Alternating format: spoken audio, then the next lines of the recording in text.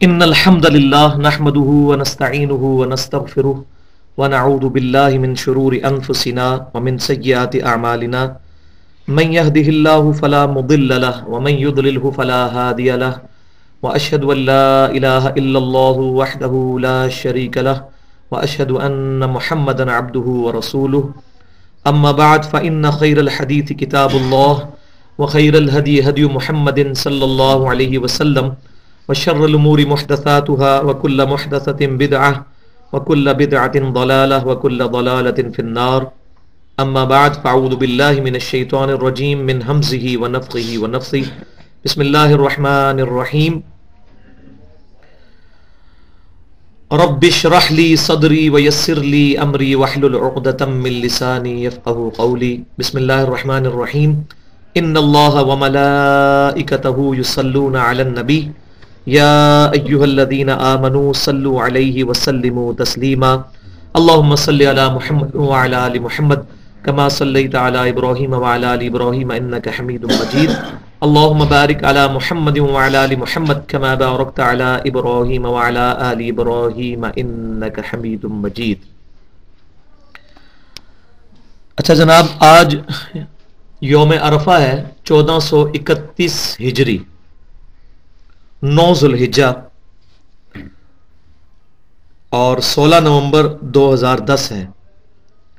آج سے ٹھیک 1420 سال پہلے امام کائنات سید الاولین والآخرین امام الانبیاء والمرسلین شفیع المذنبین رحمت للعالمین امام اعظم سیدنا محمد رسول اللہ صلی اللہ علیہ وآلہ وسلم نے اپنا آخری حج ادا فرمایا، اور آپ صلی اللہ علیہ وسلم نے اس حجۃ الوداع کے موقع پر آج ہی کے دن یوم عرفہ کے دن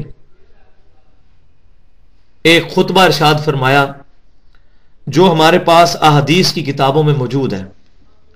صحیح بخاری اور صحیح مسلم میں کتاب الحج جو چیپٹر ہے اس کے اندر یہ خطبہ ڈیٹیل کے ساتھ موجود ہے، جس میں آپ صلی اللہ علیہ وسلم نے جہاں بہت ساری باتیں ارشاد فرمائیں، ان میں سے 2 باتیں آج میری گفتگو کا موضوع بنے گی۔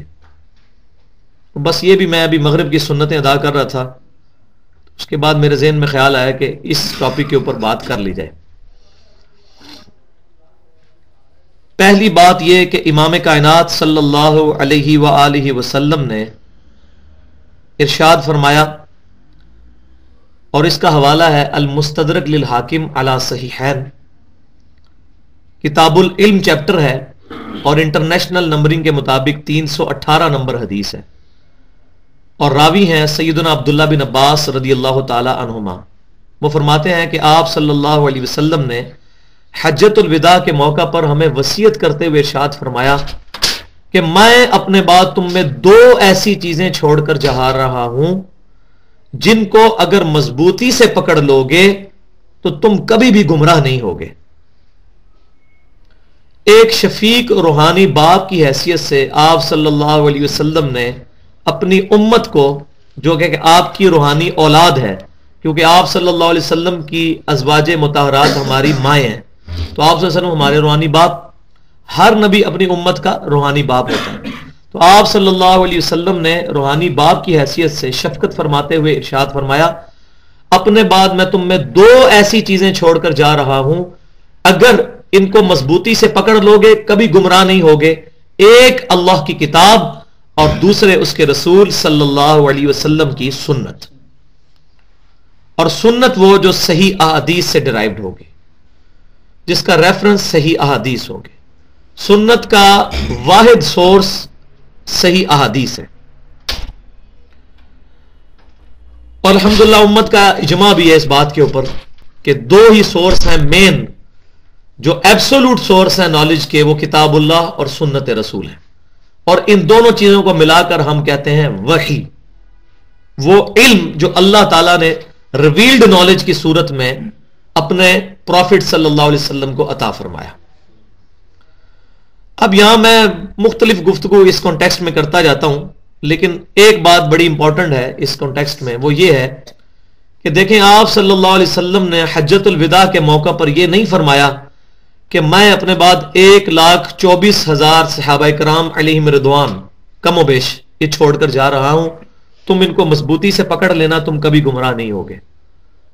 حالانکہ وہ الحمدللہ سب کے سب جنتی ہیں، اہل سنت کا یہ عقیدہ ہے۔ آپ صلی اللہ علیہ وسلم نے یہ بات بھی ارشاد نہیں فرمائی کہ میری وفات کے بعد سیدنا ابو بکر کو پکڑ لینا، تم کبھی گمراہ نہیں ہوگے۔ کیوں؟ کہ آپ صلی اللہ علیہ وسلم کی وفات کے 2 سال کے بعد سیدنا ابو بکر صدیق بھی فوت ہو گئے، 13 سال کے بعد سیدنا عمر بھی شہید ہو گئے، 25 سال کے بعد سیدنا عثمان بھی شہید ہو گئے، اور 30 سال کے بعد سیدنا علی رضی اللہ تعالی عنہم اجمعین وہ بھی شہید ہو گئے۔ اور آخری صحابی نبی صلی اللہ علیہ وسلم کی وفات کے تقریباً 100 سال کے بعد 110 ہجری میں ابو طفیل عامر بن واثلہ رضی اللہ تعالی عنہ المتوفا 110 ہجری وہ دنیا سے کوچ فرما گئے۔ اور آج آخری صحابی کو بھی فوت ہوئے تقریباً 1320 سال گزر چکے ہیں۔ دنیا میں کوئی بھی نبی صلی اللہ علیہ وسلم کا صحابی موجود نہیں ہے، لیکن الحمدللہ وہ وحی جس کے حوالے آپ صلی اللہ علیہ وسلم نے اپنی امت کو فرمایا تھا، وہ آج بھی اسی شکل میں محفوظ ہے جس شکل میں آپ صلی اللہ علیہ وسلم حجۃ الوداع کے موقع پر امت کے حوالے کر کے گئے تھے۔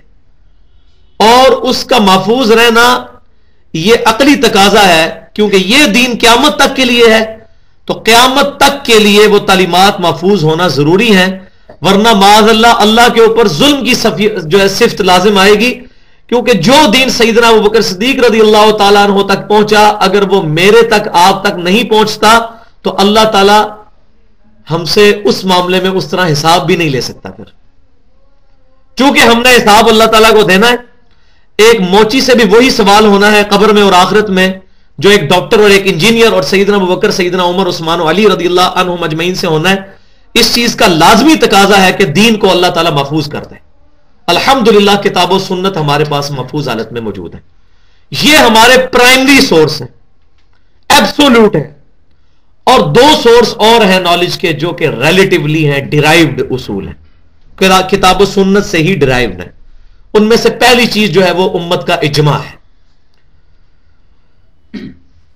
المستدرک للحاکم علی صحیحین کا جو کتاب العلم چیپٹر ہے، اس میں انٹرنیشنل نمبرنگ کے مطابق 399 نمبر حدیث ہے، اور اس کے راوی بھی سیدنا عبداللہ بن عباس رضی اللہ تعالی عنہما ہے کہ آپ صلی اللہ علیہ وسلم نے فرمایا کہ اللہ تعالیٰ میری امت کو کبھی بھی گمراہی پر جمع نہیں ہونے دے گا، اللہ تعالیٰ حفاظت کرے گا میری امت کی۔ اور سورۃ النساء کی بھی 115 نمبر آیت سے اشارتاً یہ بات نکلتی ہے کہ یہ امت کبھی بھی گمراہی پر جمع نہیں ہوگی۔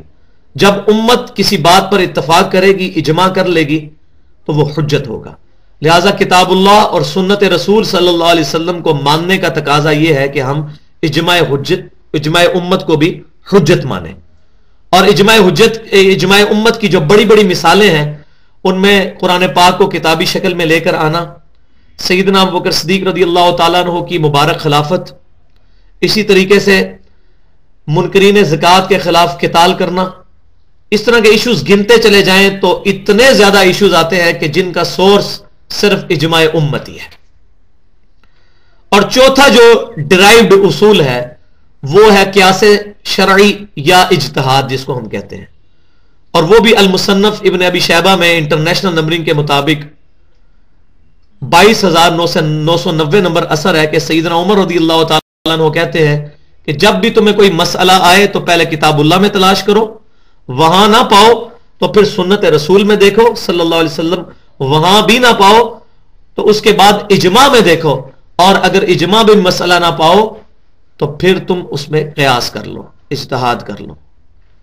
لیکن اہل سنت اور اہل بدعت کا اختلاف یہ ہے، اہل سنت کہتے ہیں پہلے نمبر پر کتاب اللہ، پھر سنت رسول صلی اللہ علیہ وسلم، پھر اجماع امت اور پھر قیاس۔ لیکن جو اہل بدعت ہیں وہ تینوں چیزوں کو داؤ پہ لگا کے اپنے امام کے اجتہاد کو پرائورٹی دیتے ہوئے اپنے امام کو امام کائنات صلی اللہ علیہ وسلم کے مقابلے پر کھڑا کر دیتے ہیں۔ اور یہ صحیح بخاری کے اندر حدیث موجود ہے، محمد فرق بین الناس، محمد صلی اللہ علیہ وسلم لوگوں میں حق اور باطل کے درمیان فرق ہے۔ لہذا آپ صلی اللہ علیہ وسلم کی مبارک ذات کو کنٹراورشل بنایا گیا شیطان کی طرف سے، اور آپ کے مقابلے پر اتنے بڑے بڑے بزرگ جو کہ خود بھی یہی کہتے تھے کہ کتاب اللہ اور سنت کو فالو کرو، ان کے ناموں کو استعمال کر کے امت میں فرقے بنائے گئے. حد و حد یہ ہے کہ خانہ کعبہ اور مدینہ شریف میں بھی بدعت جاری کرتے ہوئے 600 سال تک 4 مسلح پڑے رہے. اور یہ بات یاد رکھیں، بخاری اور مسلم کی متفق علیہ حدیث ہے فضائل مدینہ کے چیپٹر میں، جس نے مدینے میں بدعت جاری کی، سیدنا علی سے روایت ہے، اس پہ اللہ کی لعنت، اللہ کے فرشتوں کی لعنت اور تمام لعنت کرنے والوں کی لعنت. اور یہ اس لعنت میں سے حصہ حاصل کیا سلطنت عثمانیہ نے، بڑے افسوس سے کہنا پڑتا ہے. پھر اللہ تبارک و تعالیٰ نے اپنی تقدیر غالب فرمائی، اور بخاری اور مسلم کی متفق علیہ حدیث ہے فضائل مدینہ کے چیپٹر میں کہ قرب قیامت میں دین مدینے میں ایسے لوٹ آئے گا جیسے سانپ اپنی حفاظت کے لیے اپنے بل میں واپس آ جاتا ہے. 1925 کے اندر پچھلے 1000 سال سے جو گمراہی پھیلی ہوئی تھی، جو کسی کے وہم و گمان میں بھی نہیں تھی کہ اس گمراہی سے کیسے امت کا چھٹکارا ہوگا، اللہ تبارک و تعالیٰ نے ایسی صورتحال بنائی کہ سلطنت عثمانیہ ٹوٹنے کے بعد ایسے حالات کریٹ ہوئے کہ عرب کے اندر ہی ایسے لوگ اٹھے کہ جنہوں نے ایک تحریک اٹھائی جس کو انہوں نے سلفی تحریک کا نام دیا، اور انہوں نے یہ دعوت دی کہ ہم کتاب اللہ اور سنت رسول اور اجماع کی برتری کرتے ہوئے یہاں پر جو بھی نبی صلی اللہ علیہ وسلم کی نافرمانیاں ہو رہی ہیں ان کو ختم کریں گے. اور سب سے پہلے انہوں نے وہاں پر بنے ہوئے مزارات کو گرا دیا، جو صحیح مسلم میں حدیث ہے، میں تمہیں منع کرتا ہوں قبروں پر عمارت مت بنانا، قبروں کو پکا مت کرنا، قبروں پر مت بیٹھنا، نہ مجاور بن کے نہ ویسے اس کے اوپر، کیونکہ قبر کا احترام ہے. خیر یہ گفتگو کہاں سے کہاں نکلے گی، لیکن میں یہ بنیادی طور پہ آپ کو یہ 3-4 چیزیں جو بتانا چاہتا تھا. تو یہ ایک پہلی چیز تھی جو میں بتانا چاہ رہا تھا کہ نبی صلی اللہ علیہ وسلم نے یہ ہمیں کیٹاگوریکلی مینشن کیا کہ وحی کو پکڑنا. دوسری بات جس پہ میں نے آج گفتگو کرنی ہے، اور شاید کڑوی بات ہو، کچھ بھائیوں کی آنکھیں بھی بند ہو رہی ہیں، اللہ تعالیٰ ان کی آنکھیں کھولے، اور جو آپ کے ساتھ بندے بیٹھے ہوئے ہیں وہ آپ خود ان پہ نظر رکھیں کہ کہیں شیطان ان کو جو ہے میٹھی نیند نہ سلا دے. ماشاءاللہ ادھر اتنے بندے 60-70 کے قریب بیٹھے ہوئے ہیں، اگر یہ لوگ بھی اس بات کو سمجھ لیں تو بہت ہیں.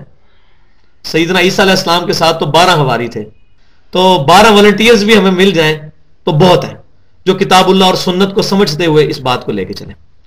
اچھا، اس حجۃ الوداع کے موقع پر آپ صلی اللہ علیہ وسلم نے یہ جو بات ارشاد فرمائی، اس میں پھر مزید ایلیبوریشن کرتے ہوئے آپ صلی اللہ علیہ وسلم نے کتاب اللہ پر بہت زیادہ زور دیا. اتنا زور دیا کہ بخاری اور مسلم میں جو حجۃ الوداع کا خطبہ ہے اس میں یہ الفاظ موجود نہیں جو میں نے پڑھے ہیں کہ 2 چیزیں چھوڑ کے جا رہا ہوں. اس میں یہ الفاظ موجود ہے کہ میں تم میں وہ چیز چھوڑ کے جا رہا ہوں، اگر تم اس کو مضبوطی سے پکڑے رہے تم کبھی بھی گمراہ نہیں ہوگے، وہ اللہ کی کتاب ہے. اور اس سے بھی ایک خطبہ سپرسیڈ کر گیا. جب آپ صلی اللہ علیہ وسلم حجۃ الوداع سے واپس آ رہے تھے مدینہ شریف، تو غدیر خم کے مقام پر آپ صلی اللہ علیہ وسلم نے مکے اور مدینے کے درمیان صحابہ اکرام کو اکٹھا کر کے ایک گفتگو فرمائی جو صحیح مسلم کے اندر کتاب الفضائل چیپٹر میں انٹرنیشنل نمبرنگ کے مطابق، یہاں حدیث بھی وہ لکھی ہے، 6228 نمبر حدیث ہے، ہمارے یہ بروشر کے اوپر لکھی ہوئی ہے. آپ صلی اللہ علیہ وسلم نے فرمایا، اب یہ ذرا الفاظ سنیں، آج میں جس درد سے بول رہا ہوں نا وہ آپ میرے دل کی کیفیت سمجھ نہیں سکتے، اور میں ایکٹنگ کر کے یہاں رونا نہیں چاہتا آپ کے سامنے، لیکن میں یہ باتیں آپ کے سامنے رکھنا چاہتا ہوں کہ واللہ ان کو اہمیت دے. آپ صلی اللہ علیہ وسلم فرما رہے ہیں کہ لوگوں، صحیح مسلم کتاب الفضائل 6228 نمبر حدیث، بلکہ 4 حدیثیں اوپر تلے ہیں، 3 اس سے پہلے بھی ہیں، اور زید بن ارقم رضی اللہ تعالیٰ عنہ اس کو روایت کر رہے ہیں. اور آپ رضی اللہ تعالیٰ فرما رہے ہیں کہ آپ صلی اللہ علیہ وسلم نے ہم سے ارشاد فرمایا کہ لوگوں آگاہ ہو جاؤ، میں بھی ایک انسان ہوں، قریب ہے کہ اللہ کا قاصد یعنی موت کا فرشتہ میرے پاس آئے اور میں اس کی دعوت قبول کر لوں، یعنی میں اللہ کے پاس چلا جاؤں. میں تم سے کچھ اہم باتیں کرنا چاہتا ہوں، میں اپنے بعد تم میں 2 بھاری چیزیں چھوڑ کر جا رہا ہوں. ان میں سے پہلی چیز تو اللہ کی کتاب ہے، تم اس کو مضبوطی سے پکڑو اور اس کے ساتھ تعلق کو مضبوط بناؤ. اور پھر زید بن ارقم کہتے ہیں کہ آپ صلی اللہ علیہ وسلم اس کی ترغیب دلاتے رہے، اللہ کی کتاب، اللہ کی کتاب، اللہ کی کتاب، جو آج ہم نے چھوڑ دی ہے. اور پھر آپ صلی اللہ علیہ وسلم نے فرمایا یہ اللہ کی کتاب، اس کے اندر ہدایت ہے، اس میں نور ہے، یہ اللہ کی رسی ہے جو قرآن میں ہے وَاعْتَصِمُوا بِحَبْلِ اللَّهِ جَمِيعًا وَلَا تَفَرَّقُوا، اللہ کی رسی کو مضبوطی سے تھام لو اور فرقوں میں مت بٹو. یہ اللہ کی رسی ہے، جو اس کو پکڑے گا وہ ہدایت پر ہے، جو اس کو چھوڑ دے گا وہ گمراہ ہے، وہ گمراہ ہو جائے گا. کیٹاگوریکلی مینشن کیا صرف کتاب اللہ کو. سنت اس کے اندر شامل ہے کتاب اللہ کی تفسیر میں، لیکن مین چیز جس کو پکڑنا ہے، جس پہ امت جڑ سکتی ہے بھائیو، نہ تو وہ فضائل اعمال ہے، نہ وہ فیضان سنت ہے، نہ وہ الرحیق المختوم ہے، وہ اللہ کی کتاب ہے قرآن پاک جو ہمارے پاس موجود ہے حفاظت کے ساتھ، جس کی گارنٹی اللہ نے خود دی. انا نحن نزلنا الذکر وانا لہ لحافظون، اس الذکر یاد دہانی کو ہم نے نازل کیا، ہم اس کی حفاظت فرمانے والے ہیں. پھر آپ صلی اللہ علیہ وسلم نے فرمایا دوسری چیز میرے اہل بیت ہیں، میں اپنے اہل بیت کے معاملے میں تمہیں اللہ سے ڈراتا ہوں، میں اپنے اہل بیت کے معاملے میں تمہیں اللہ سے ڈراتا ہوں، یعنی ان کے ساتھ حسن سلوک کرنا. پکڑنے کا حکم قرآن کو دیا اور حسن سلوک کا حکم اہل بیت کے لیے، پکڑنا قرآن کو. لہذا ہم اہل سنت جو لوگ بھی اہل بیت کے بارے میں بغض رکھتے ہیں یا زبان درازی کرتے ہیں، چاہے سیدنا حسین کے بارے میں کرتے ہوں، چاہے سیدہ عائشہ کے بارے میں کرتے ہوں، کیونکہ نبی صلی اللہ علیہ وسلم کی مبارک بیویاں بھی اہل بیت ہیں، اور وہ 4 لوگ جن کو صحیح مسلم میں حدیث ہے نبی صلی اللہ علیہ وسلم نے کتاب الفضائل چیپٹر میں کہ اپنی چادر کے نیچے لے کر فرمایا کہ اے اللہ یہ میرے اہل بیت ہیں، سیدنا علی، سیدنا حسن، سیدنا حسین اور سیدہ فاطمہ رضی اللہ تعالی عنہم اجمعین.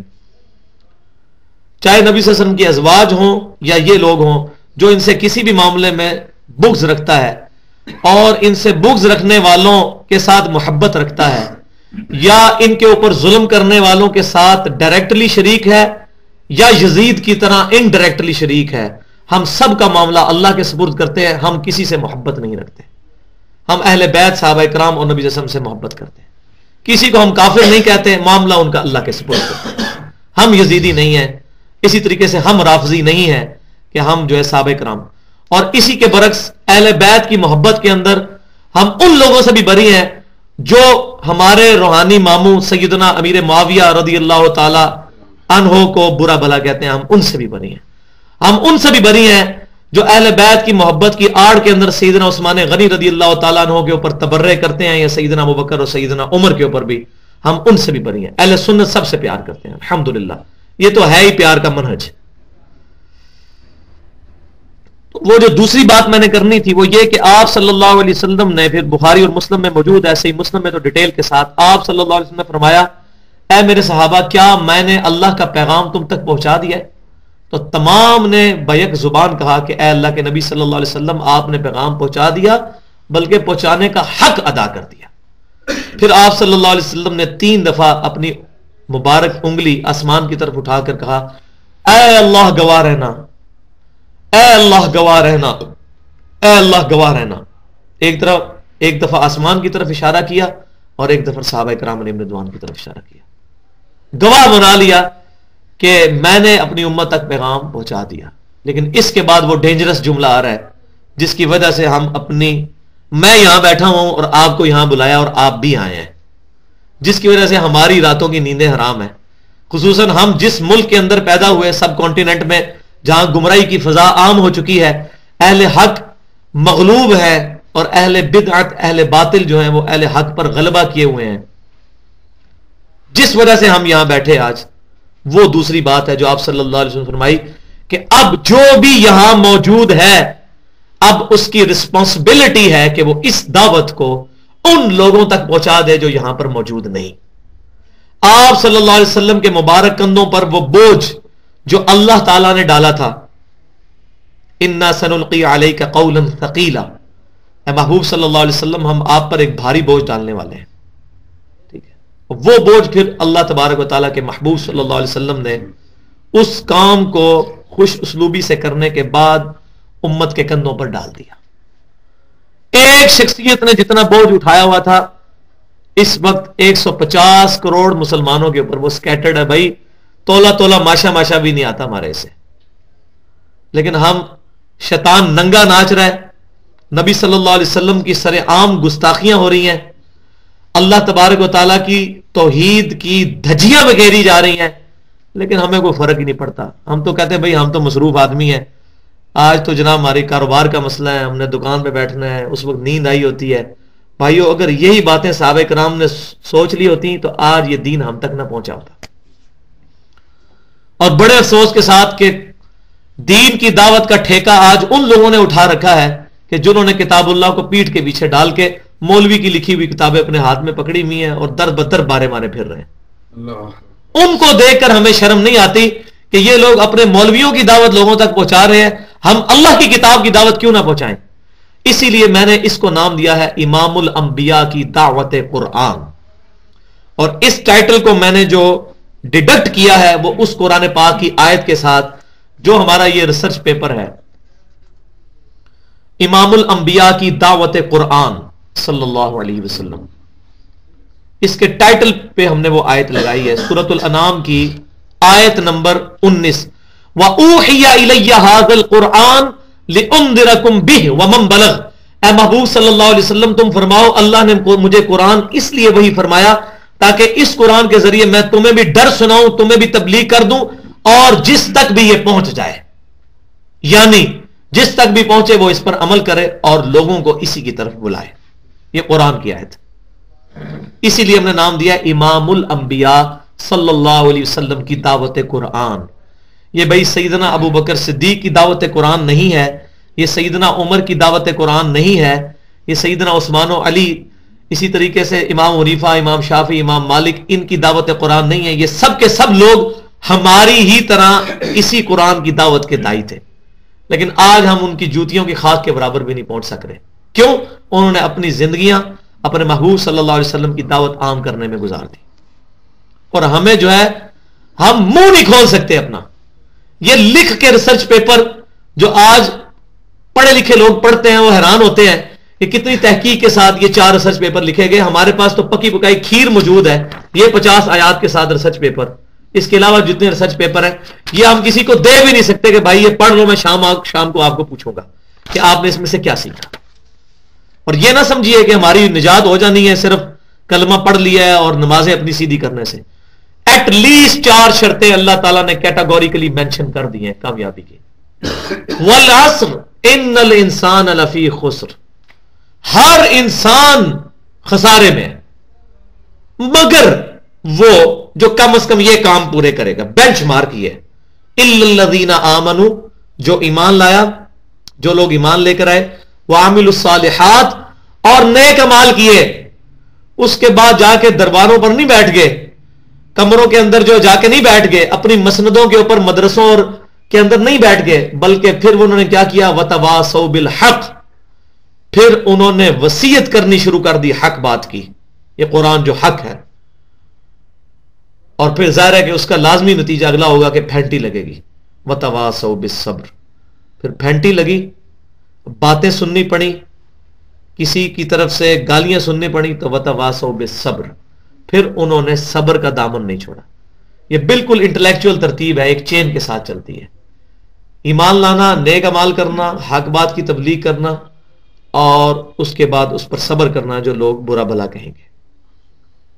کبھی کوئی کچھ کہے گا، کبھی کوئی کچھ نام رکھے گا. ہمیشہ اہل حق کے ساتھ یہ ہوتا ہے کہ شیطان گائیڈ کرتا ہے اہل حق کے خلاف. یہ تو انگریزوں کی پیداوار ہے، یہ تو اماموں کو نہیں مانتے، یہ تو اجماع کو نہیں مانتے، یہ تو قیاس کو نہیں مانتے. یہ سب بھائی جھوٹے پراپوگنڈے اہل سنت کے خلاف چل رہے ہیں. اہل سنت تمام فرقہ واریت سے بری ہیں. اہل سنت کسی فرقے کا نام نہیں ہے، یہ ایک مبارک گروہ ہے جو کہ صحابہ کرام علیہم رضوان کی شکل میں نبی صلی اللہ علیہ وسلم کے سامنے موجود تھا، مانا علیہ واصحابی، اور قیامت تک چلے گا. صحابہ کرام علیہم رضوان کا امام کون تھا؟ نبی صلی اللہ علیہ وسلم. آج بھی وہ گروہ کہہ رہا ہے ہمارا امام نبی صلی اللہ علیہ وسلم ہے. یہ وہ کامل الایمان مسلمان ہیں کہ جو فرقوں سے ہٹ کر اپنے آپ کو کسی کی طرف منسوب نہیں کرتے، اور یہ اہل سنت کا لفظ بھی مجبوری سے انہوں نے اڈاپٹ کیا. اور یہ بھی کوئی ضروری نہیں آج کے دور میں کہ جب اہل بدعت اٹھے اور انہوں نے اپنے آپ کو مسلمان کہنا شروع کیا تو اس وقت امام مسلم صحیح مسلم کے مقدمے میں لے کر آئے ہیں کہ اہل سنت کی روایتیں لی جائیں گی، اہل بدعت کی نہیں. ورنہ کسی بھی محدث نے ایز اے فرقے کا نام، کسی گروہ کا نام یہ نہیں رکھا کہ یہ کسی فرقے کا نام کہ یہ اہل سنت جو ہے یہ قرآن پاک میں یہ اس طریقے سے نہیں. انہوں نے دعوت دی اسلام کی. ان الدین عند اللہ الاسلام، the only acceptable religion in the sight of Allah is Islam. اسلام ہی قابل قبول دین ہے اللہ کی بارگاہ میں. وَمَن يَبْتَغِي غَيْرَ الْإِسْلَامِ دِينًا فَلَن يُقْبَلَ مِنْهُ وَهُوَ فِي الْآخِرَةِ مِنَ الْخَاسِرِينَ. جو کوئی بھی اسلام کے علاوہ کوئی اور دین لے کر اللہ کے حضور قیامت والے دن آیا، اللہ اس سے اس کا دین قبول نہیں کرے گا اور وہ خسارہ پا جائے گا. اسی لیے پھر حکم فرمایا وَاعْتَصِمُوا بِحَبْلِ اللَّهِ جَمِيعًا وَلَا تَفَرَّقُوا. اللہ کی رسی قرآن کو مضبوطی سے تھام لو، آپس میں فرقوں میں مت بٹو.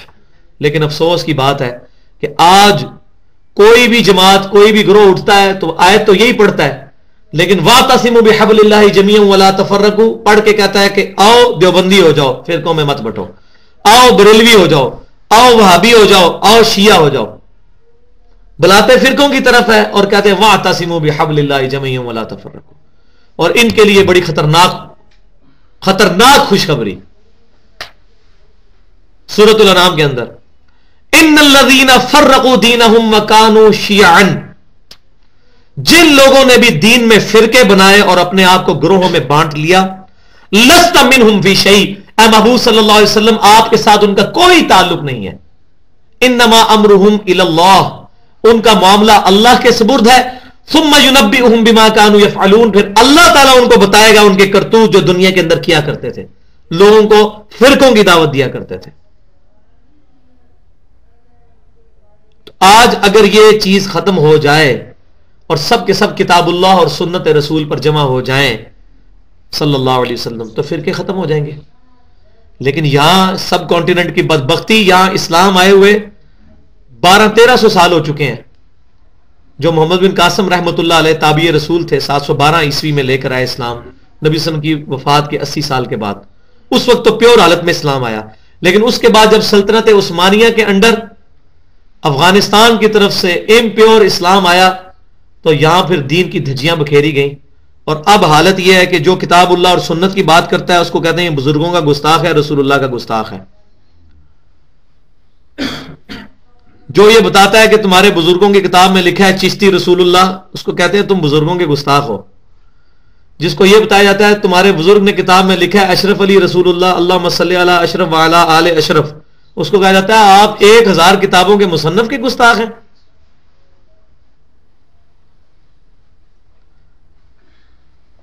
تو ہم کہتے ہیں ایک میں for the sake of argument ایک جملہ بولنے لگا ہوں، واللہ ہم پوری دنیا کے بزرگوں کے گستاخ ہو جائیں ہم کافر نہیں ہوں گے، لیکن تم پوری دنیا کے بزرگوں کو اپنا امام مان لو اور رسول اللہ کے گستاخ ہو گے، تم کافر ہو جاؤ گے. اگر تمہارے زوم میں ہم بزرگوں کے گستاخ ہیں تو واللہ ہم رسول اللہ کے گستاخ نہیں ہیں. ہمارے پروفٹ کی محبت نے ہمیں یہاں تک پہنچایا ہے کہ ہم اتنی زبان کھول کر تمہارے بزرگوں کی کتابوں کے اوپر گرفت کرتے ہیں. بزرگوں پہ نہیں ظاہر وہ فوت ہو چکے ہیں، ہمیں نہیں پتا انہوں نے لکھا یا کتابیں تبدیل ہو گئی، ان کا معاملہ اللہ کے سپرد. لیکن چونکہ تمہارا یہ دعویٰ ہے کہ تمہارے بزرگوں نے یہ باتیں لکھی ہیں اور صحیح لکھی ہیں، یہ معرفت دیا گلاں نے، پھر ہم ان عبارتوں کے اوپر گرفت کرتے ہیں کہ واللہ ان کو چھوڑو اور نبی صلی اللہ علیہ وسلم کے مبارک قدموں تک آ جاؤ. اور یہی ذلت 31 سال مجھے بھی اٹھانی پڑی اور بڑی مشکل کے بعد چیز سمجھ آئی. میں نے اپنی ایف ایس سی اور میٹرک کی لائف کے اندر وہ تصوف کی کتابیں پڑھ ماری جن کے آج نام بھی نہیں لوگوں کو آتے، جو صوفیاء بڑے بڑے بنے بیٹھے ہوئے. لیکن واللہ جب 2001 کے اندر بخاری اور مسلم پڑھنی شروع کی، قرآن پاک کا ترجمہ 2007 میں پڑھنا شروع کیا، تو مجھے پتا چلا کہ mysticism is a religion against Islam. تصوف ایک پورا دین ہے جو فیبریکیٹ کیا گیا ہے اسلام کے مقابلے پہ. اور اس کے اوپر میں گھنٹوں بول سکتا ہوں. میں صرف بخاری اور مسلم کا کمپیریزن کروانا شروع کر دوں. صوفیاء نے اپنی کتابوں میں ہیڈنگز بنا کے چیپٹرز بنائے ہیں، نکاح کے نقصانات. کیمیائے سعادت میں بھی اٹھا کے دیکھ لیں، امام محمد غزالی نے، کشف الموجود میں علی بن عثمان حجویری نے، بلکہ وہ لکھتے ہیں میں نے تو غلطی کی تھی زندگی میں شادی کرنے کی. اور بخاری اور مسلم کی حدیث اٹھا کے دیکھیں، کتاب النکاح چیپٹر میں پہلی حدیث آپ صلی اللہ علیہ وسلم فرمایا النکاح سنتی فمن رغب عن سنتی فلیس منی. نکاح میری سنت ہے، جس نے اس سے اغراض کیا اس کا مجھ سے کوئی تعلق نہیں. تذکرۃ الاولیاء جس کا دیوبند اور بریلوی ہمارے بھائی میں پبلک کو کہہ رہا ہوں، علماء کو نہیں، کیونکہ ان کی مثال تو وانتم تعلمون ہے، وہ تذکرۃ الاولیاء کا ترجمہ کر رہے ہیں، جو ایک معتبر کتاب ہے تصوف کے اوپر، شیخ فرید الدین عطار نے آج سے تقریباً 800 سال پہلے لکھی ہے. آپ وہ کتاب پڑھ کے دیکھیں، ہم تو بڑا جھومتے تھے وہ کتاب پڑھ کے، گستاخیوں سے پر ہے. بایزید بستامی کے اوپر پورا چیپٹر ہے، اور وہ کہتے ہیں کہ قیامت والے دن محمد صلی اللہ علیہ وسلم اور تمام نبی میرے جھنڈے کے نیچے ہوں گے. سلسلہ عالیہ نقشبندیہ کے بزرگ بایزید بستامی، لیکن ہماری جرت نہیں کہ ایک جملہ بول سکے کہ اس گستاخ کی بات کو نہ مانو. بخاری اور مسلم کہہ رہی ہے کہ لواء الحمد، شفاعت کا جھنڈا، جنتیوں کا جھنڈا میرے امام کے ہاتھ میں ہوگا، امام کائنات صلی اللہ علیہ وسلم. پھر بکواس کرتے ہیں جو حنفی ہیں امام حنیفہ کے جھنڈے کے نیچے چلے جائیں گے جنت میں، جو شافعی ہیں وہ امام شافعی کے جھنڈے کے نیچے چلے جائیں گے، جو مالکی ہیں وہ امام مالک رحمۃ اللہ علیہ کے جھنڈے کے نیچے چلے جائیں گے. یہ سارے امام ہمارے لیے قابل احترام ہیں کیونکہ یہ اہل سنت کے امام تھے. انہوں نے کہیں یہ بکواس نہیں کی ہے کہ ہمیں کوئی جھنڈے ملیں گے، کہیں یہ نہیں فرمایا. ان کی جرت نہیں ہو سکتی تھی یہ بات کریں. تو آپ لوگ کس کے جھنڈے کے نیچے جاؤ گے؟ ہم کہیں گے بھائی ہمارا جھنڈا تو کنفرم ہے بخاری اور مسلم میں، کیونکہ ہم نے تو اس کو امام مانا ہے جو کائنات کا امام ہے، جو انبیاء کا امام ہے صلی اللہ علیہ وسلم. ہمارے امام کا تو جھنڈا ہے، ہمیں پتا ہے. تمہارے اماموں کے جھنڈے کہاں سے آ گئے بھائی؟ تم نے خود سے فیبریکیٹ کر لیے. تو یہ میں آپ کو یہ تلخ باتیں، آج میں بڑی روٹین سے ہٹ کے یہ باتیں کر رہا ہوں، اریاں قسم کی جس کو کہتے ہیں ننگی باتیں. یہ اس لیے کہ یہ آج کی جو ہماری گفتگو ہے یہ قسم کی ایک دعوت کے پوائنٹ آف ویو سے بھی میں پڑھے لکھے لوگوں تک، سمجھدار لوگوں تک یہ بات پہنچانا چاہتا ہوں کہ کس قدر گمراہی نے پنجے گاڑ لیے ہیں ہمارے سب کانٹیننٹ انڈیا، پاکستان، بنگلہ دیش کے علاقوں میں. اور جو لوگ کتاب اور سنت کی آواز اٹھاتے ہیں ان کے خلاف بولتے ہیں. وجہ کیا؟ کہ یہ لوگ جن کا دعویٰ کہ ہم لوگ یہ کرتے رہے، ہم نے اتنا اسلام پھیلایا، ہمارے بزرگوں نے اتنوں کو کلمہ پڑھایا، یہ کیا وہ کیا، سٹیٹسٹیکلی یہ بات ہی غلط ہے. آج سے اگر 800 سال پہلے 90 لاکھ نے یہاں کلمہ پڑھا ہوتا نا تو دنیا میں صرف مسلمان ہی ہوتے. یہ سٹیٹسٹیکلی بات غلط ہے، اس وقت 90 لاکھ لوگ ہی نہیں تھے ادھر. تو یہ سب وہ دیو مولائی قصے کہانیاں. اگر سپوز پڑھا بھی ہے تو آج سے 1000 سال پہلے ایران کے اندر جو بزرگ آ کے جنہوں نے اسلام پھیلایا ان کو آپ کافر کیوں کہتے ہیں؟ دیوبند اور بریلوی بھی کہتے ہیں کافر. ہم اہل سنت کسی کو کافر نہیں کہتے، صرف اس کی غلطی پوائنٹ آؤٹ کرتے ہیں. فلاں کافر فلاں کافر نہیں، صرف یہ کہیں گے اس کا عقیدہ کفریہ ہے، شرکیہ ہے، اس کا معاملہ اللہ کے سپرد. اس کو مینشن نہیں کریں گے یہ کافر ہے. تو ان شیعہ کو جن کو آپ کافر کہتے ہیں، احمد رضا بریلوی صاحب نے بھی ان کے خلاف فتویٰ لکھا، دیوبند کے علماء نے بھی، ان کے بھی تو بزرگ 1000 سال پرانے ہیں، ان کو آپ کافر کیوں کہتے ہیں؟ وہ بھی تو بزرگوں کے زوم میں ہے. اس کا مطلب ہے اگر آپ لوگ ایران میں پیدا ہوتے تو پھر آپ شیعہ ہی ہوتے. آپ صرف اس لیے یہاں پر حنفی ہیں کہ آپ یہاں پیدا ہوئے ہیں، ایران میں ہوتے تو آپ شیعہ ہوتے. اور اگر معاذ اللہ اگر قادیانیوں کے گھر پیدا ہوتے تو آپ قادیانی ہی ہوتے. آپ اپنے فہم کے ذریعے کوئی بھی کتاب اور سنت کے منہج تک پہنچنے کی کوشش نہ کرتے. تو انہوں نے ظلم کیا کیا کہ یہاں پر اسلام آیا، 1000 سال سے کسی نے جرت نہیں کی کہ وہ قرآن پاک کا ترجمہ کر دے اردو میں یا بخاری اور مسلم کا ترجمہ کر دے. اور مجھے ایک دیوبند عالم کی بات بڑی پسند ہے، اٹک کے ہیں، انہوں نے مناقب ابی حنیفہ کے مقدمے یہ بات لکھی ہے کہ علماء دیوبند کو میں کہتا ہوں کہ غلطیاں تو تمہاری ہیں، تمہیں کس نے کہا تھا تم قرآن کا اور بخاری اور مسلم کا ترجمہ کرو؟ اب پبلک کو پتہ چل گیا، اب تمہارے ڈکوسلے نہیں چل سکتے، اب بھگتو اپنی غلطیاں. تم نے ترجمہ کیوں کیا؟ اب تم لوگوں کو کہ نماز ایسے پڑھنی ہے، وہ تو کہیں گے بخاری میں ایسے لکھی ہوئی ہے، تمہارے منہ پہ چپیڑ ماریں گے، قصور تمہارا اپنا ہے، تم نے بخاری مسلم کا ترجمہ کیوں کیا؟ دیکھیں کتنی جرت اس بندے کی یہ بات لکھی ہے اس نے. اللہ کی بارگاہ میں تو جتنی بڑی جرت اس نے کی، اپنے بھی وقت فکر میں کتنی بڑی جرت کی. یہ اگر بعض فرشتوں نے لکھ لی ہوئی ہے تو اللہ تعالیٰ اس کو نہیں کھڑا کرے گا قیامت والے دن. تو یہ کہتا تھا لوگوں کو قرآن بخاری مسلم سے دور ہو، اور تمہارے بزرگوں کی وہ فرسودہ کتابیں جن میں شرکیہ واقعات اور نبی صلی اللہ علیہ وسلم کی شان میں گستاخیاں لکھی ہوئی ہیں، وہ تم گلی گلی محلے محلے بسترے اٹھا کے تو وہ کتاب لے کے لوگوں کو پڑھاتے اور سناتے پھر رہے ہو. اور اللہ کی کتاب 16 سال ہو گئے ہیں تمہیں، لیکن کتاب اللہ کا ایک لفظ کا ترجمہ نہیں کر سکتے. کوئی کرسچن آگے تمہارے سامنے بیٹھ جائے، تمہارے منہ بند ہو جائیں گے اس کے سامنے، تم بات ہی نہیں کر سکتے. تم کیا دین کی دعوت دو گے؟ اور جس دین کی دعوت دے رہے ہو وہ بھی وہ دین نہیں ہے جو نبی صلی اللہ علیہ وسلم امت کو دے کے گئے. اور نہیں جی پھر بھی کچھ نہ کچھ تو کر رہے ہیں محنت.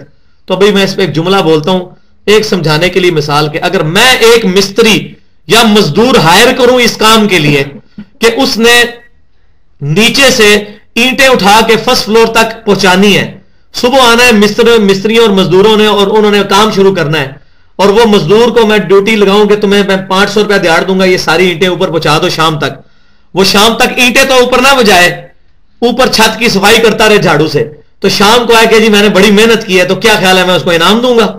میں کہوں گا ظالم، تو نے تو میرے مستری اور مزدور کل انہوں نے آنا ہے، ان کی اب میں دیہڑ ان کی بھی مجھے پڑ گئی، تیری دیہڑ میں کہاں سے دوں؟ تو نے اینٹیں کیوں نہیں اوپر چڑھائی؟ وہ کام کیسے شروع کریں گے؟ اسی طریقے سے جو قرآن پاک کو چھوڑ کر فضان سنت کو یا فضائل اعمال کو یا کسی اور کتاب کو لے کر گلی گلی ٹھوکر کھاتے پھر رہے ہیں، وہ بے شک سمجھتے رہے ہم دین کی خدمت کر رہے ہیں. ان کی مثال اس بندے کی سی ہے جو اللہ نے کتاب دی تھی، اگر اس کی دعوت نہیں پہنچائی تو انہوں نے کوئی کام نہیں کیا. اور یہ بات یاد رکھ لیں، یہ جو زوم ہو جاتا ہے جی رائے ونڈ میں 16 لاکھ بندے نے نماز پڑھ لی اجتماع کے اندر، ملتان شریف میں 20 لاکھ اسلامی بھائی اکٹھے ہو گئے، مریدکے میں اتنے جو بھائی کھڑے ہو گئے جماعت الدعوہ کے اور فلاں یہ ہو گیا وہ ہو گیا. اللہ تعالیٰ نے کوانٹٹی نہیں دیکھنی. اسلام کے نزدیک quantity is not authority, quality is authority. ایک موحد بھی اللہ کو پیارا ہے. لوط علیہ السلام پر کتنے لوگ ایمان لے کے آئے؟ 2 بیٹیاں صرف. تو کیا لوط علیہ السلام ناکام ہو گئے؟ 950 سال سیدنا نوح علیہ السلام نے تبلیغ کی، صرف 80 بندے مسلمان ہوئے. کیا نوح علیہ السلام ناکام ہو گئے؟ سیدنا عیسیٰ علیہ السلام نے وہ معجزے دکھائے جو کسی پیغمبر کو نہیں ملے، مردوں تک کو زندہ کیا انہوں نے اللہ کے اذن کے ساتھ، لیکن صرف 12 بندے ان کے اوپر ایمان لے کے آئے ان کی زندگی کے اندر. کیا وہ ناکام ہو گئے؟ اور بھائیوں، اللہ کے نبی ناکام نہیں ہوئے، وہ امتیں ناکام ہو گئی ہیں. آج بھی ہمارے نبی صلی اللہ علیہ وسلم ناکام نہیں ہوئے ہیں. یہ لوگ جو نبی صلی اللہ علیہ وسلم کی دعوت کے مقابلے میں اپنے بزرگوں کی دعوتیں لے کے چل رہے ہیں، یہ لوگ ناکام ہو گئے ہیں. الحمدللہ اب جس طریقے سے فضا چل پڑی ہے، اور ہمارے جیسے گمراہ لوگ کہ جن کو آج سے 2-2.5 سال پہلے کوئی دیکھتا تو کہتا ہے شاید ان کے قسمت میں ہدایت ہے نہیں ہے، اللہ تعالیٰ نے ان لوگوں کو اٹھا کے تو آج دعوت کا ذریعہ بنایا ہے. کیونکہ اللہ تعالیٰ کا قرآن پاک میں وعدہ ہے، هو الذی ارسل رسولہ بالہدی ودین الحق لیظہرہ علی الدین کلہ ولو کرہ المشرکون. اللہ تعالیٰ نے اس رسول صلی اللہ علیہ وسلم کو دین حق اور الہدا قرآن کے ساتھ بھیجا ہے تاکہ اس دین کو غالب کر دے تمام ادیان کے اوپر، چاہے مشرک اس کا برا مان جائیں. یہ دین سارے ادیان کے اوپر غالب آئے گا، یہ اللہ تعالیٰ کا کیٹاگوریکل وعدہ ہے. تو اب انشاءاللہ تعالی بس میں کنکلوڈنگ جملے بولتا ہوں کہ یہ امام الانبیاء کی دعوت قرآن صلی اللہ علیہ وسلم 50 آیات پر مشتمل ایک ریسرچ پیپر ہے، جس کے اندر ایک دائی کو کس طریقے پر دعوت پیش کرنی چاہیے اپنے مسلمان بھائی تک، اس کا سلیقہ لکھا ہوا ہے. اس کو آپ پڑھیں، اور یہ ایک انٹلیکچوئل ترتیب میں لکھا ہوا ہے. ایسا نہیں ہے کہ ٹاپکس جو ہیں وہ گڈمٹ ہیں، نہیں، یہ الحمدللہ سال کی محنت کے بعد اس کو لکھا گیا. ایک دائی کو یہ آیات آتی ہوں تو وہ کسی بھی مسلمان تک جو اپنے آپ کو مسلمان سمجھتا ہے، چاہے دیوبندی ہے، بریلوی ہے، اہل حدیث ہے، شیعہ ہے، ایون قادیانی ہے، جو اپنے زوم میں اپنے آپ کو مسلمان سمجھتا ہے، اس کو اس کتاب کے اوپر دعوت دے سکتا ہے. کیوں؟ تعالوا الی کلمۃ سواء بیننا وبینکم. یہ وہ کامن چیز ہے جس پر ہم امت کو اکٹھا کر سکتے ہیں. تو یہ میں نے محنت کر کے وہ 50 آیات پورے قرآن پاک میں جو تھی ان کو ایک جگہ پر جمع کیا ہے، تقریباً 10 ٹاپکس کے انڈر. اور الحمدللہ ان ٹاپکس کے اندر جو بہترین طریقے سے چیزیں پریزنٹ ہو سکتی تھی، مثلا اطیع اللہ اطیع رسول پہ قرآن پاک میں مور دین 50 آیات ہیں، لیکن ان میں سے میں نے صرف 2 چوز کی ہیں جو اسٹرانگلی اتنی اسٹرانگ تھی کہ جو ہر چیز کو کور کرتی ہوں بیک وقت. ویسے تو قرآن کی ہر آیت ہی اسٹرانگ ہے، لیکن کچھ چیزیں بہت زیادہ ہیں، جیسا کہ سیدنا علی رضی اللہ تعالیٰ عنہ کی وہ مجھے بات یاد آ گئی جو جامعہ ترمذی میں ہے کہ قرآن میں ایک آیت ایسی ہے جو مجھے سب سے زیادہ پسند ہے، ان اللہ لا یغفر ان یشرک بہ ویغفر ما دون ذلک لمن یشاء. جو اللہ تعالیٰ اس گناہ کو تو کبھی بھی معاف نہیں کرے گا کہ کوئی شخص شرک کے ساتھ اس دنیا سے گیا، اس کے علاوہ جو بھی گناہ ہے وہ معاف کر دے گا. تو وہ کہتے تھے کہ الحمدللہ میں شرک نہیں کرتا، مجھے امید ہے اللہ میرے گناہوں کو معاف کرے گا. تو یہ جو 10 ٹاپکس ہیں وہ میں ٹاپکس کی مین ہیڈنگز پڑھ کے آپ کو بتا دیتا ہوں. پہلا ٹاپک اس کے اندر جو ہے وہ یہ ہے کہ سیدنا محمد رسول اللہ صلی اللہ علیہ وسلم کی مبارک تعلیمات وحی یعنی قرآن اور اس کی ایکسپلینیشن صحیح احادیث شک سے 100% پاک، محفوظ اور صحیح حالت میں ہمارے پاس موجود اور سمجھنے کے لیے آسان ہے. اس پہ میں 4 آیات یہاں لے کر آیا ہوں قرآن پاک سے جو یہ ثبوت دیتی ہیں. یہ میں نے گفتگو جو کی یہ اس کے ثبوت میں 4 آیات ہیں. اس کے بعد دوسرا ٹاپک ہے، یہ ہم اب اس کو بھی اس طرح بھی سمجھیں کہ میں آپ کو دعوت پیش کر رہا ہوں، آپ نے کسی مسلمان کو کیسے دعوت پیش کرنی ہے. تو آپ نے پہلی بات یہی کرنی ہے کہ نبی صلی اللہ علیہ وسلم کی تعلیمات وہی ہمارے پاس کتاب اللہ اور سنت کی شکل میں محفوظ اور شک سے 100% پاک اللہ تعالیٰ نے ہمیں محفوظ حالت میں دے دی ہیں. اس کے بعد اگلی بات کیا کرنی ہے وہ ہے دین اسلام قبول کرنے کے سوا اللہ کی بارگاہ میں قیامت کے دن نجات اور کامیابی کا کوئی اور ذریعہ نہیں ہے. اب اس سے کسی کو اختلاف ہو سکتا ہے. اس میں آیات میں 8 آیات لے کے آیا ہوں جن میں سے کچھ میں نے پڑھی بھی ہیں اور یہ آیت بھی سن لیں. یا ایھا الذین آمنوا اتقوا اللہ حق تقاتہ ولا تموتن الا وانتم مسلمون. ایمان والو اللہ کا تقوی اختیار کرو اور دیکھنا تمہیں موت آئے اس حال میں. اللہ کا تقوی اختیار کرو جیسا کہ حق ہے اور دیکھنا تمہیں موت نہ آئے مگر اسی حال میں کہ تم مسلمان ہونا، اللہ کا فرما بردار ہونا. اس کے بعد تیسرا ٹاپک ہے دین اسلام میں اللہ اور اس کے محبوب صلی اللہ علیہ وسلم کے علاوہ کوئی ذات مطلقاً حجت اور دلیل نہیں ہے. اس پہ کس کا اختلاف ہو سکتا ہے؟ اس کانٹیکسٹ کے اندر بھی 2 آیات میں لے کے آیا ہوں. اس کے بعد اگلا ٹاپک ہے تیسرا، دین اسلام کی تعلیمات جو سچی تعلیمات ہیں وہ ذاتی گمان اور بے اصل اور بے بنیاد خیالات کی بجائے صرف صحیح علم پر قائم ہے. یہ نہیں میرا وجدان کہتا ہے جی اور ساڑا عقیدہ ہے جی فیتھ بلائنڈ ہوتا ہے، نہیں، علم کے اوپر بنیاد رکھتا ہے. اور وہ علم کتاب اور سنت کا علم. اور اس میں سب سے وہ سٹرونگ آیت ہے جو 10 کمانڈمنٹس بنی اسرائیل میں آئی ہیں جو تورات میں بھی موجود تھی. وَلَا تَقْفُ مَا لَيْسَ لَكَ بِهِ عِلْمٌ. انسان کسی ایسی چیز کی پیروی مت کر جس کے بارے میں تیرے پاس علم نہیں ہے. ان السمع والبصر والفؤاد كل اولئک كان عنه مسؤولا. بے شک کان، آنکھیں اور عقل، دماغ. فؤاد کا بعض لوگوں نے ترجمہ دل کیا ہے لیکن یہ فعید عربی میں کہتے ہیں بھجیا کو، کنکلوژن کو. فائدہ بھی اسی سے نکلا ہے اور پرانی کتابوں میں فے بھی لکھا ہوتا تھا. تو یہ فواد جو ہے یہ عقل کے معنوں میں بھی آتا ہے. یہ عقل، یہ 3 انسٹرومنٹ کی وجہ سے تیری پوچھ ہوگی قیامت والے دن. اللہ نے تجھے جو 3 انسٹرومنٹ دیے اس کو یوز کر کے تو نے حق بات تک کیوں نہیں پہنچا. چوتھا ٹاپک اس کے اندر 5واں، دین اسلام میں تمام علوم کی بنیاد 2 سرچشموں پر ہے، قرآن اور سنت. اور سنت وہ جو صحیح الاسناد احادیث سے نکالی گئی ہے. اس کے بعد 6 نمبر کے اوپر قرآن حکیم سے ہدایت حاصل کرنے کے لیے بنیادی طور پر 3 شرائط ہیں. اب یہ اسی ترتیب سے چلیں گے کہ ذاتی گمان کو چھوڑ کر علم پر آئیں. اس کے بعد علم میں بنیادی چیز قرآن، اور قرآن سے ہدایت حاصل کرنے کے لیے 3 شرطیں ہیں. نمبر 1 کوشش کرنے، والذین جاہدوا فینا لنہدینہم سبلنا. جو لوگ ہماری راہ میں کوشش کریں گے ہم اپنی راہیں کھول دیں گے. ان کے پاس مولوی کی ڈگری ہونا شرط نہیں، جو بھی کوشش کرے گا. It is the responsibility of almighty Allah کہ ہر شخص تک دین سمجھ آئے، ورنہ موچیوں کے لیے تو دین ہی نہ ہو، صرف ڈاکٹرز انجینئرز کے لیے ہو. 3 شرطیں ہیں. پہلی ایک کوشش کرنا، دوسری بات متوجہ ہو کر سننا، اور تیسرا اپنی عقل استعمال کرنا. یہ وہ ٹاپک 6 ہو گئے. 7واں ٹاپک، قرآن حکیم کو چھوڑ کر کسی بھی اور کتاب کے ذریعے دین اسلام کی دعوت و تبلیغ اور جہاد اکبر کرنا ممکن ہی نہیں ہے. یہ ہے جہاد اکبر جو سورۃ الفرقان کی 52 نمبر آیت میں ہے، فَلَا تُطِعِ الْكَافِرِينَ وَجَاهِدْهُمْ بِهِ جِهَادًا كَبِيرًا. اے نبی صلی اللہ علیہ وسلم کافروں کی باتوں کی طرف متوجہ نہ ہوں، ان کو درگزر کریں اور اس قرآن کے ذریعے بڑا جہاد کریں. 8واں ٹاپک، قرآن حکیم سے دوری اور آخرت میں ناکامی کی اصل وجہ اپنے اپنے فرقوں کے بزرگوں کی اندھا دھند پیروی ہے. ایک بریلوی جب یہ سوچتا رہے گا یار اتنے بڑے بڑے بزرگ غلط تھے، ایک جو بندی یہ سوچتا رہے گا اتنے بڑے بڑے بزرگ غلط تھے، ایک اہل حدیث یہ گزرتا کہنا شروع کر دے کہ میرے اتنے بڑے بڑے بزرگ غلط تھے، یہ آج مجھے کہہ رہا ہے بخاری اور مسلم میں لکھا ہوا ہے یہ کرو، صحیح بخاری میں امام بخاری نے لکھا ہے کہ 2 ہاتھ سے مسافہ کرنا سنت ہے، تو یہ مجھے یہ بات بتا رہا ہے میرے بزرگوں کو نہیں تھا پتا؟ نہیں، یہ بات نہیں، العلم کے اوپر بنیاد رکھنی ہے اور بزرگوں کو چھوڑ کر اللہ اور اس کے رسول صلی اللہ علیہ وسلم کی پیروی کرنی ہے۔ اور 9واں ٹاپک ہے قرآن حکیم کی روشنی میں فرقہ واریت کی مذمت، صراط مستقیم کی پہچان اور ناقابل معافی جرم کی نشاندہی۔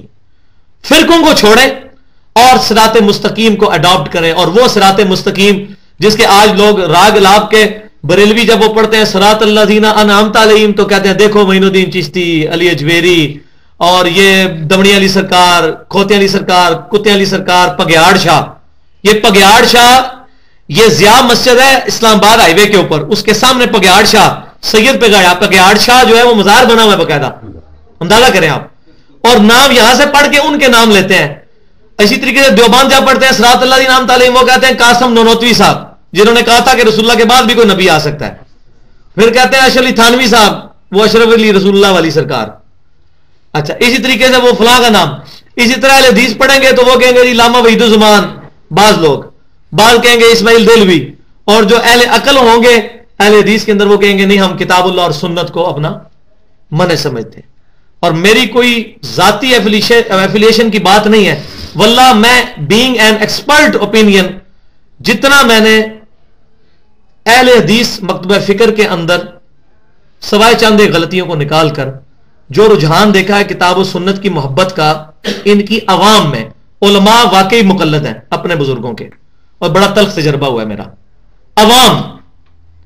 اور اسی طریقے سے پہلے نمبر پہ میں اہل حدیث کو لیتا ہوں اس معاملے میں عوام میں، دوسرے نمبر پر بریلوی عوام، ان کے دلوں میں واقعی نبی صلی اللہ علیہ وسلم کی اتنی محبت ہے، میں خود بھی 31 سال بریلوی رہا ہوں، اگر ان کو اس ریفرنس سے بات کنوے کر دی جائے وہ کتاب اور سنت کی بات قبول کر لیتے ہیں۔ اور تیسرے نمبر پر دیوبند، وہ جو بھی معاملہ ہے ان کی تقلید کی سختی کا، لیکن نبی صلی اللہ علیہ وسلم کی محبت کسی نہ کسی درجے میں موجود ہے، صرف آپ نے اس کو اگنائٹ کرنا ہے۔ لہذا اہل سنت کہلوانے والے تینوں گروہ کی پبلک میرے نزدیک میں ان کو گمراہ نہیں کہتا، بریلوی، دیوبندی، اہل حدیث، پبلک جن بیچاروں کو چیزیں نہیں پتا۔ لیکن اس کا یہ مطلب نہیں کہ جو کچھ وہ غلط کر رہے ہیں میں اس کو انڈورس کروں گا۔ میرا کام ہے کہ میں ایک اہل حدیث کو بتاؤں کہ بھئی نبی صلی اللہ علیہ وسلم سے ایک رکعت بھی ننگے سر پڑھنا ثابت نہیں، آپ سر ڈھانپ کے نماز پڑھیں، بلکہ نماز کے علاوہ بھی اہتمام کریں۔ میری ذمہ داری ہے کہ میں ایک بریلوی کو سمجھاؤں کہ بھائی قبر کے اوپر جا کر قبر والے کے لیے دعا کرنی ہے، اپنے لیے نہیں دعا کرنی کہ اے قبر والے میری مدد کر۔ اسی طریقے سے میری یہ ذمہ داری ہے کہ میں ایک دیوبندی بھائی کو سمجھاؤں کہ بھائی آپ کے سامنے جب کوئی صحیح حدیث آتی ہے تو آپ یہ نہ فوراً کہہ دیا جائے ہم امام حنیفہ کے مقلد ہیں، آپ فوراً کہا کریں ہم رسول اللہ کے غلام ہیں، اور بات آپ صلی اللہ علیہ وسلم کی قبول کریں گے۔ اور جب آپ کو دکھایا جائے کہ آپ کے بزرگوں نے یہ اشرف علی رسول اللہ لکھا ہے تو آپ کہیں بھئی ہم بری ہیں۔ لیکن واللہ میں وثوق سے کہتا ہوں، میرا آج تک بھی واسطہ جب بھی بریلوی، دیوبندی، اہل حدیث عوام سے پڑھا ہے اور میں نے ان کو کتاب اور سنت کا علم سامنے رکھا ہے، کسی کی جرت نہیں ہوئی ہے کہ وہ اس کو غلط کہے۔ یہ سارا فتنہ مولویوں کا کھڑا کیا ہوا ہے، اور جب میں مولوی کہہ رہا ہوں واللہ اس سے مراد میری علماء سو ہے، صرف علماء حق کے قدموں کی خاک میری آنکھوں کا سرما۔ لیکن چونکہ زیادہ تر علماء سو ہی ہیں، وہ اپنے فرقے کی محبت کے اندر ظاہر ہے وہ ساری دکانداری اور روٹیاں چل رہی ہیں اس بنیاد کے اوپر، تو ہم بھی محبت کے ساتھ پریزنٹ کریں۔ تو یہ 9واں اس کے اندر وہ ٹاپک، قل اننی ہدانی ربی الی صراط مستقیم، اے نبی صلی اللہ علیہ وسلم تم فرماؤ مجھے میرے رب نے صراط مستقیم دکھا دیا ہے۔ وہ صراط الذین انعمت علیہم سے بات کہاں تک نکل گئی تھی؟ میں بتا رہا ہوں صراط مستقیم کو قرآن میں آیا ہے، وہ کیا ہے؟ قل اننی ہدانی ربی الی صراط مستقیم، سورۃ الانعام کی 161 سے لے کے 163 تک آیا، میرے رب نے مجھے سیدھا راستہ دکھا دیا ہے صراط مستقیم کا، اس کی طرف میری رہنمائی کر دی ہے۔ دینن قیما ملت ابراہیم حنیفہ، جو دین قائم ہے ابراہیم علیہ السلام کی ملت پر، جو حنیفہ سب سے ٹوٹ کر ایک رب کے ہو گئے تھے۔ وما کان من المشرکین، اور وہ مشرک نہیں تھے۔ یہ سب سے بڑی بات، شرک سے 100% بیزاری کا اظہار، وہ ہے صراط مستقیم۔